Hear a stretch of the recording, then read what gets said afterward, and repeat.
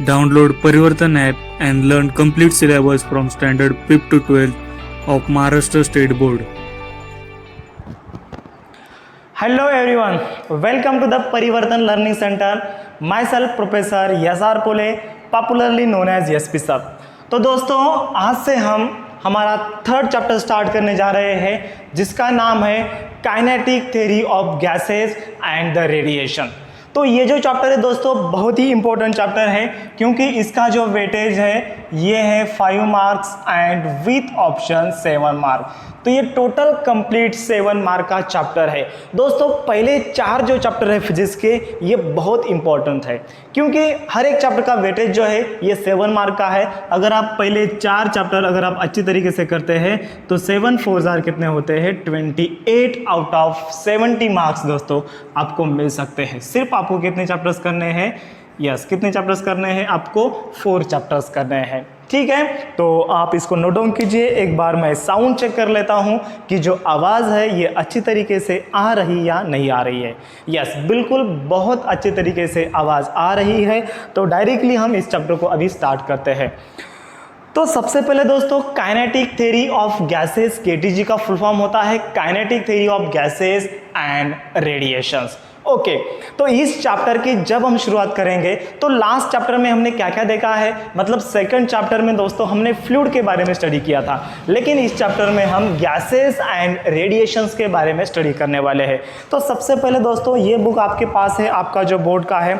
तो सबसे पहले यहाँ पर पूरे के पूरे 9 कैन यू रिकॉल के क्वेश्चंस दिए हैं, ये हम कवर अप करेंगे।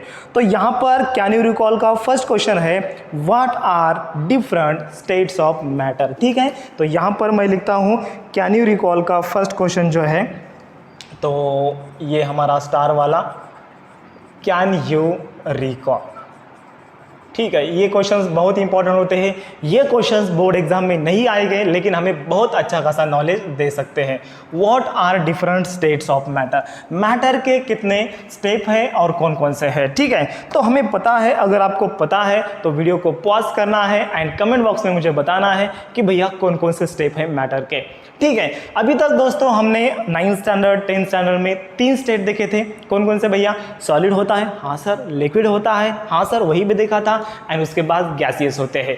इसके अलावा दोस्तों और भी 2 स्टेट होते हैं मैटर के, हम स्टडी करने वाले हैं। ठीक है, मतलब ये हमारे चैप्टर में नहीं है, जस्ट हमें कैन यू रिकॉल का क्वेश्चन पूछा है। तो आपको लिखना है दोस्तों फर्स्ट जो स्टेट है ये है सॉलिड, सेकंड है लिक्विड एंड लास्ट है गैसेस। इसके अलावा 2 स्टेट है जिसका नाम यहाँ पर मैं लिखता हूँ प्लाज्मा एंड लास्ट वन है आइंस्टाइन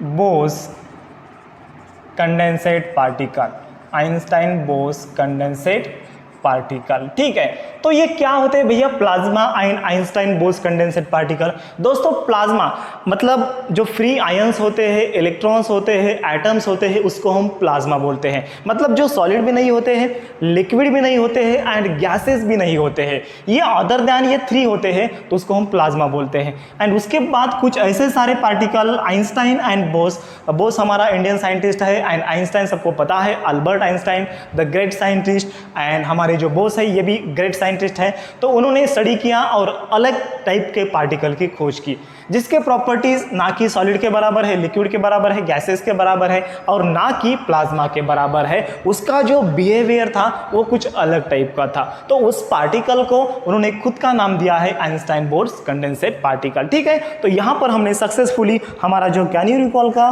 फर्स्ट क्वेश्चन है ये हमने कवर अप किया है। आई होप इसका आंसर आपको मिला होगा। अरे यार बहुत ईजी है, देखो गणेश डरने की कुछ बात नहीं, सॉलिड लिक्विड गैसेस तो सबको पता है। उसके बाद 2 और एक स्टेट है plasma and Einstein Bose condensate particle. अगर आप जस्ट तीनों भी लिखते हैं मतलब सॉलिड लिक्विड गैसेस तभी भी आपका आंसर सही है। ये थोड़ा एडवांस नॉलेज है, मतलब थोड़ा एडवांस नॉलेज है। ओके ठीक है, उसके बाद दोस्तों यहाँ पर क्वेश्चन पूछा है how do you distinguish between solid liquid and gases. मतलब जो फर्स्ट 3 स्टेट है इसको आप डिस्टिंग्विश कैसे करते हैं, ये हमारा सेकंड क्वेश्चन। तो दोस्तों सॉलिड, लिक्विड एंड गैसेस सबको पता है, इसको मतलब सेपरेट कैसे किया जाए। तो सॉलिड का क्या होता है दोस्तों, फिक्स शेप होता है, हाँ सर फिक्स शेप होता है इसका, it acquires the shape of container, ये क्या करता है, शेप ऑफ कंटेनर एक्वायर करता है, शेप ऑफ कंटेनर। मतलब अगर इसको हम ऐसे कोन में डालते हैं लिक्विड को तो कोन का शेप लेता है, अगर हम इसको अगर सिलेंडर में डालते हैं तो सिलेंडर का शेप लेता है, अगर हम इसको सर्कल में या फिर सर्कल में नहीं डाल सकते, इसको अगर हम स्फीयर में डालते हैं तो ये स्फीयर का मतलब बॉल का शेप लेता है, ठीक है। तो एंड इसका कोई डेफिनेट शेप नहीं होता है, इसका कोई डेफिनाइट शेप नहीं होता है, it doesn't have definite shape. Then उसके बाद जो इंटरमोलिकुलर फोर्स ऑफ अट्रैक्शन है, इंटरमोलिकुलर फोर्स ऑफ अट्रैक्शन यहाँ पर मैं लिखता हूँ इंटरमोलिकुलर, मतलब दो मॉलिक्यूल के बीच में जो फोर्स होता है फोर्स ऑफ अट्रैक्शन, तो सॉलिड में सबसे ज़्यादा होता है। Intermolecular force of attraction is यहाँ पर क्या होता है, लार्ज होता है, यहाँ पर मॉडरेट होता है और यहाँ पर लेस होता है, मतलब ना के बराबर होता है। उसी के कारण जो गैस के जो मॉलिक्यूल है बहुत जल्दी है, अगर यहाँ पर गैस है तो वहाँ पर पहुँच जाते हैं, क्योंकि दो मॉलिक्यूल के, अगर दो मॉलिक्यूल है गैस के तो उसमें जो इंटरमोलिकुलर फोर्स ऑफ अट्रैक्शन होता है ये बहुत कम होता है। तो यहाँ पर दोस्तों हमने सक्सेसफुली 2 कैन यू रिकॉल के क्वेश्चन कवर अप किया है, इसको आप नोट डाउन कर सकते हैं, इसके आगे के पार्ट हम देखेंगे। ओके चलिए, किया नोट डाउन, बहुत बढ़िया यार गणेश, आप बहुत अच्छा तरीके से पढ़ाई कर रहे हैं और जब आप पढ़ाई करते हैं तो मुझे बहुत सुकून मिलता है। हा। चलिए आगे बढ़ते हैं। तो चलिए क्वेश्चन नंबर 3 क्या है दोस्तों, बहुत इजी वाला है question number 3।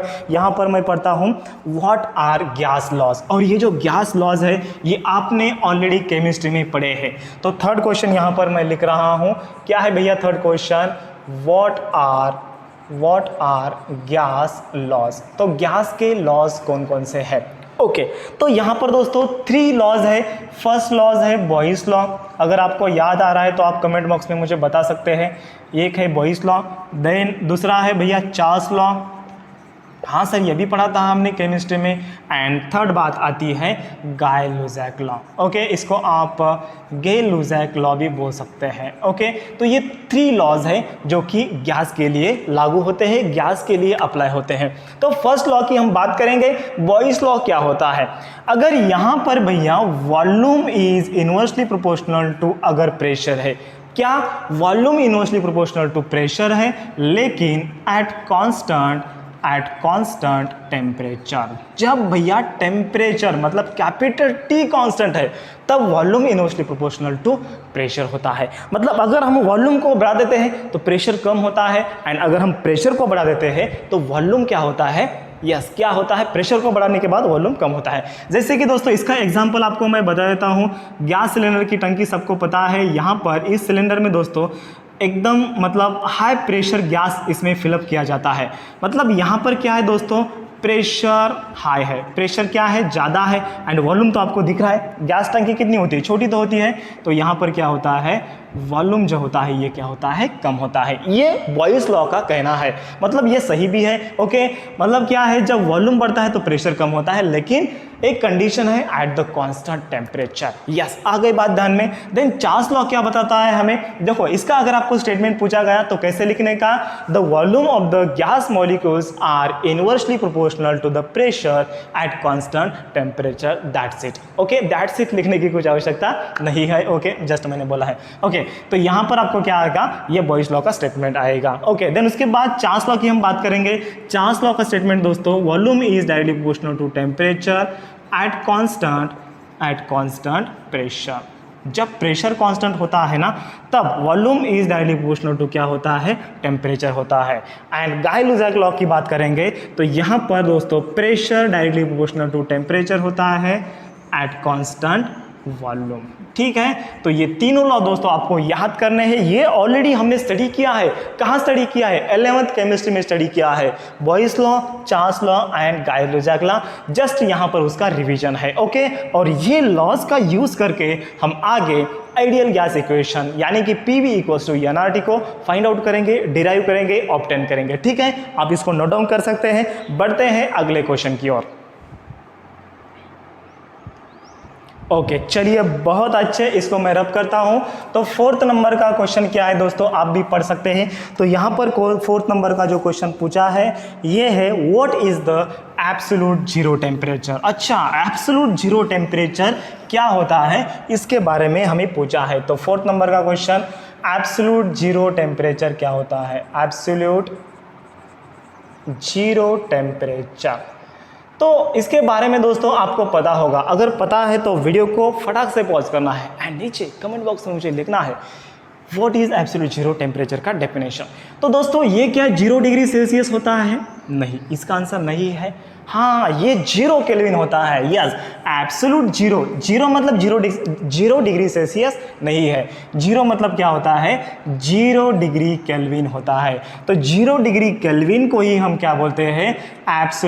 Absolute zero temperature बोलते हैं। अगर हम डिग्री में कन्वर्जन करें तो -273.15 डिग्री ये एग्जैक्ट आता है। अगर आपको किसी ने बोला कि -273 डिग्री होता है तो ऑफकोर्स होता है यार, राउंड फिगर होता है। एग्जैक्ट अगर पूछा तो -273.15 डिग्री सेल्सियस। और ये टेम्परेचर दोस्तों इतना कम है। आपको पता है 0 डिग्री सेल्सियस को क्या होता है? वाटर का आइस में कन्वर्जन होता है, मतलब आइस होता है। तो उसके नीचे अगर हम -273 जाएंगे तो ये टेम्परेचर दोस्तों इतना कम होता है। अगर यहाँ पर गैस मॉलिक्यूल्स है तो आपको पता है gas molecules are always in the random motion. मतलब अगर यहाँ पर गैस है तो यहाँ से गैस इधर आ सकता है, इधर जा सकता है, मतलब ऑलवेज रैंडम मोशन में होता है। ठीक है, लेकिन अगर भैया उसका टेम्परेचर अगर एब्सोल्यूट जीरो टेम्परेचर मतलब -270 डिग्री अगर हो जाता है तो ये जो गैस मॉलिक्यूल है इसका मोशन स्टॉप होता है। स्टॉप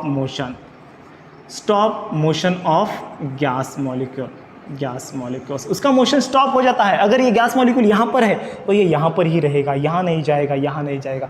और इतना कम ये टेम्परेचर होता है। यस, आपको आई होप ये कंसेप्ट समझ में आया होगा। एब्सोल्यूट जीरो टेम्परेचर क्या होता है? अरे यार इतना कुछ हार्ड नहीं है। देखो 0 केल्विन को हम क्या बोलेंगे? एब्सोल्यूट जीरो टेम्परेचर बोलेंगे, दैट्स इट। ओके, उसके आगे का पार्ट दोस्तों यहाँ पर क्वेश्चन नंबर 5 में पढ़ता हूँ। क्वेश्चन नंबर 5 है what is Avogadro's number and what is the 1 मोल। यहाँ पर मैं लिखता हूँ क्वेश्चन नंबर 5, एवोगाड्रोस नंबर क्या होता है? एवोगाड्रोस नंबर दोस्तों एंड 1 मोल क्या होता है यहां पर पूछा है। इसका आंसर आपने केमिस्ट्री में पढ़ा होगा। तो एवोगाड्रोस नंबर इसको हम इंडिकेट करते हैं Na से, और ये नंबर होता है 2.023 इंटू 10 का पावर होता है 23। ठीक है, और ये होते हैं पार्टिकल्स। ओके, ये होते हैं पार्टिकल्स, मतलब किसी भी मैटर के, चाहे ये इंक का मैटर क्यों ना हो या फिर सॉलिड मैटर हो, चाहे मतलब कुछ भी हो, ये रॉड हो या फिर आयरन का पार्टिकल हो, गोल्ड के पार्टिकल हो, अगर हम 2.023 इंटू 10 का पावर 23 पार्टिकल्स लेते हैं तो ये होता है भैया 1 मोल। तो 1 मोल का डेफिनेशन क्या आएगा? 2.023 इंटू 10 का पावर कितना होता है? 23 पार्टिकल्स होते हैं।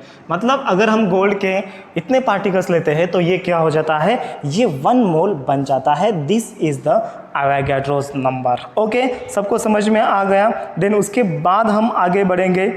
उसके बाद आगे का जो क्वेश्चन है दोस्तों 6 नंबर का क्वेश्चन है how do you get ideal gas equation from the gas laws. मतलब अभी जो हमने 3 गैस लॉज पढ़े हैं, कौन कौन से? बॉयस लॉ पढ़ा है, देन उसके बाद चार्ल्स लॉ पढ़ा है एंड लास्ट में हमने गाय-लुसाक लॉ पढ़ा है। तो ये तीनों लॉज का यूज करके हम आइडियल गैस इक्वेशन को कैसे ऑब्टेन करें उसका हमें दिया है। तो इस क्वेश्चन को हम लास्ट में देखेंगे। देन 7th नंबर का क्वेश्चन है how is ideal gas different from real gas. इसका भी आंसर हम लास्ट में देखेंगे।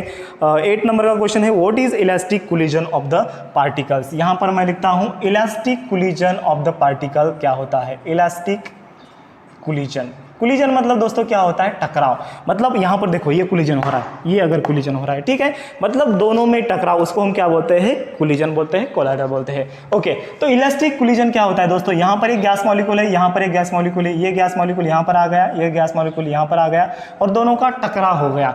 तो इलास्टिक कोलिजन हम किसी को बोलेंगे? यहाँ पर भैया अगर एक बात कंजर्वेशन ऑफ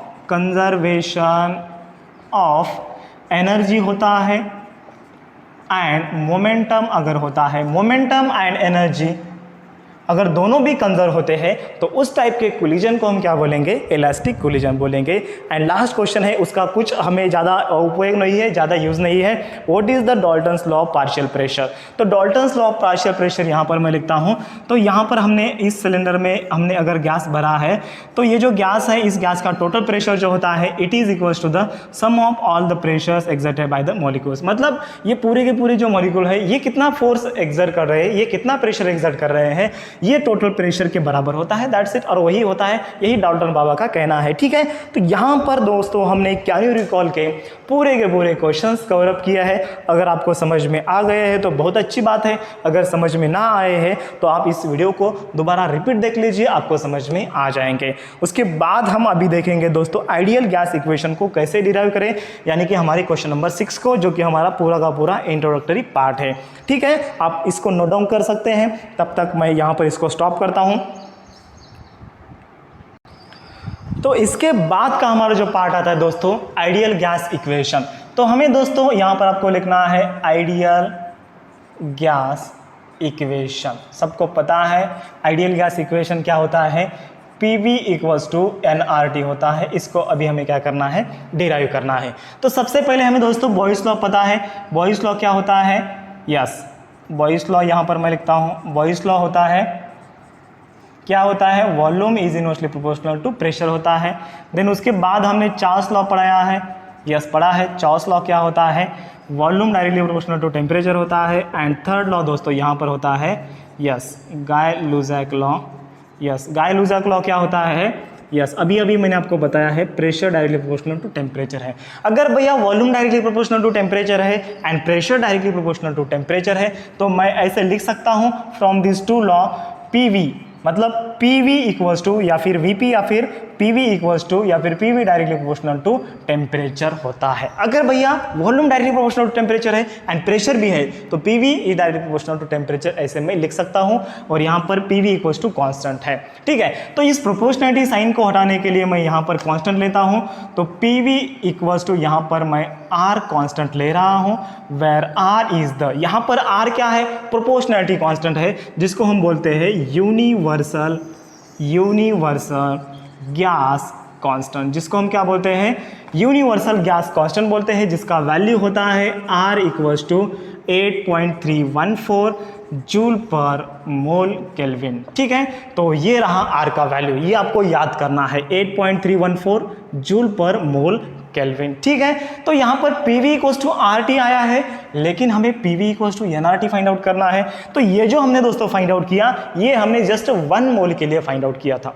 अगर आपको n नंबर ऑफ मोल चाहिए तो for the n number of moles क्या आएगा, for n number of moles क्या आएगा, ये PV इक्वल्स टू क्या आता है, nRT, where n is the number of moles. ठीक है, तो नंबर ऑफ मोल्स का फॉर्मूला सबको पता है, which is equals to, yes, number of particles upon Avogadro's number, which is equals to number of particles upon Avogadro's number, या फिर mass of the gas upon molar mass of the gas. ये दो definition है number of moles के, या फिर मतलब जो ये ऑलरेडी हमने केमिस्ट्री में पढ़ा है। नंबर ऑफ मोल का फॉर्मूला यार, number of particles upon total number of particle कितने हैं upon Avogadro's number. Then mass क्या है, mass upon Avogadro's number, sorry mass upon molar मास। m0 क्या है, m0 is the molar mass, m0 है molar mass. ठीक है, ये लास्ट में दोस्तों आपको मैं लिख कर दे दूंगा, डोंट वरी अबाउट दैट। मतलब PV इक्वल्स टू nRT जो इक्वेशन है, ये इक्वेशन ये 3 लॉज से आया है, डायरेक्टली यहाँ पर ऑब्टेन किया है PV इक्वल्स टू nRT। इसका एक अदर फॉर्म भी है, क्या है अदर फॉर्म, यहाँ पर मैं लिख के देता हूँ। चलो इसका एक आप प्यारा सा स्क्रीनशॉट ले सकते हैं, ले लिया स्क्रीनशॉट, ओके, बहुत बढ़िया। तो दोस्तों यहाँ पर देखिए PV इक्वल्स टू nRT मैंने यहाँ पर लिखा है, ये हमने ऑब्टेन किया है अभी PV इक्वल्स टू nRT। यहाँ पर P क्या है भैया, सबको पता है, P इज द प्रेशर, यहाँ पर मैं लिखता हूँ क्योंकि ये चीज़ें आपको याद करना है और यही चीज़ें आपको न्यूमेरिकल्स में यूजफुल होने वाली है। V क्या है, V वॉल्यूम है सर, हाँ सर आपने ही बताया था। N क्या है, N है नंबर ऑफ मोल्स, और नंबर ऑफ मोल्स को हम इंडिकेट करते हैं N अपॉन Na से या फिर M अपॉन MO से। यहाँ पर N क्या है, कैपिटल N है नंबर ऑफ पार्टिकल्स। उस गैस के नंबर ऑफ पार्टिकल्स कितने हैं, एन ए क्या है, एन ए है एवोगाड्रोस नंबर, एन ए क्या है, एवोगाड्रोस नंबर है। यम क्या है, मास ऑफ गैस, यम क्या है, मास ऑफ गैस इन ग्राम हम लेते हैं।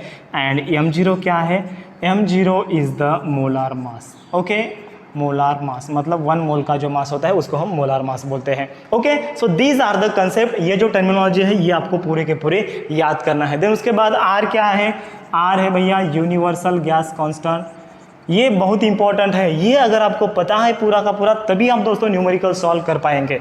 यूनिवर्सल गैस कांस्टेंट, उसका वैल्यू मैंने अभी लिखा है, यस। देन उसके बाद टी क्या है, लास्ट में लिखता हूँ, टी है टेम्परेचर, जो सबका प्यारा है और सबको पता है। ठीक है, तो ये रहा हमारा P V equals to N R T का इक्वेशन। देन उसके बाद दोस्तों एक उसका और भी एक फॉर्म है, क्या है भैया, यहाँ पर हम देखते हैं और भी एक इसका फॉर्म है, पी वी इक्वल्स टू होता है एन ए इंटू या फिर N into K B into T होता है। क्या होता है, P V equals to N into K B into T होता है। मतलब यहाँ पर मैंने क्या किया, देखो ये पी वी है, ये भी पी वी है, हाँ सर ये एन आर है, मतलब ये एन आर है, उसकी जगह पर हमने कैपिटल एन इंटू की भी रख दिया है।